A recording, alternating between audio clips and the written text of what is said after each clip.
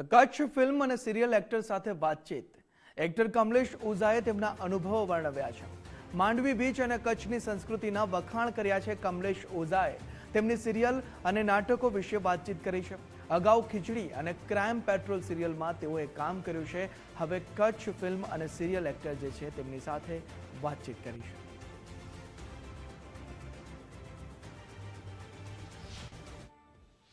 સુપ્રસિદ્ધ કલાકાર કમલેશભાઈ ઓઝા સાથે ગુજરાત ફર્સ્ટ ન્યૂઝની ટીમે મુલાકાત કરી હતી. તેઓ અત્યારે માંડવી બીચ ઉપર આવ્યા છે, ત્યારે તેઓ સાથે વાત કરવાનો સીધો પ્રયાસ કરશું.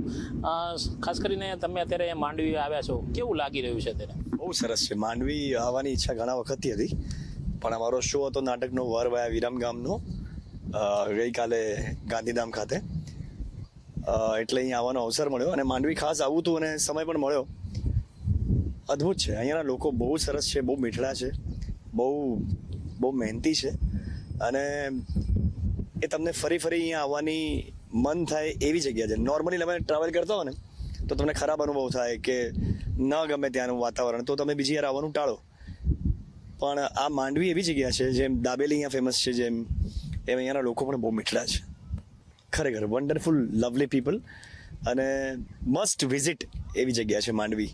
અને આ માંડવીનો દરિયા કિનારો એમ લાગે છે કે કોઈ ન હોય ને ત્યારે રાત્રે આમ 2 કલાક બસ બેઠા રહીએ. અદ્ભુત જગ્યા છે. ખાસ કરીને તમે અત્યાર સુધી કઈ કઈ સિરિયલોમાં કામ કર્યું છે અને કેવો અનુભવ રહ્યો છે અત્યારે? ઘણી બધી સિરિયલો. તમે મને ઓળખતા હશો ખીચડીના ભાવેશ કુમારના નામે, બા બહુના હેમલ, શ્રીદેવી સાથે મારી સિરિયલ હતી માલિની અય્યર, આમિર ખાન સાથે મારી મૂવી હતી ગુલામ, ઘણી બધી, ઘણા બધા ક્રાઇમ પેટ્રોલના એપિસોડ.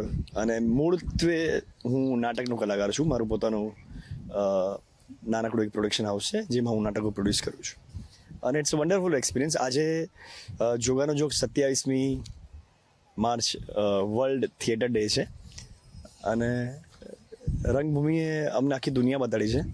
આજે માંડવીનો બીચ પણ દેખાડ્યો. So thank you. અત્યારે તમે કઈ અત્યારે સિરિયલની શૂટિંગ કરવા આવ્યા છો? સિરિયલની અત્યારે મારું નાટકનો શો હતો વરવાયા વિરમગામનો, જેના માટે અમે અહીંયા માંડવીમાં આવ્યા હતા. ગાંધીધામ ખાતે મારો શો હતો અને હવે ભવિષ્યમાં અમારા શો અહીંયા અંજાર, ભુજ, બાકીના ઇતર ક્ષેત્રોમાં આવતા મહિને ભજવા છે. તમારા જીવનનો કોઈ એવો ખાસ અનુભવ થયો હોય તમને?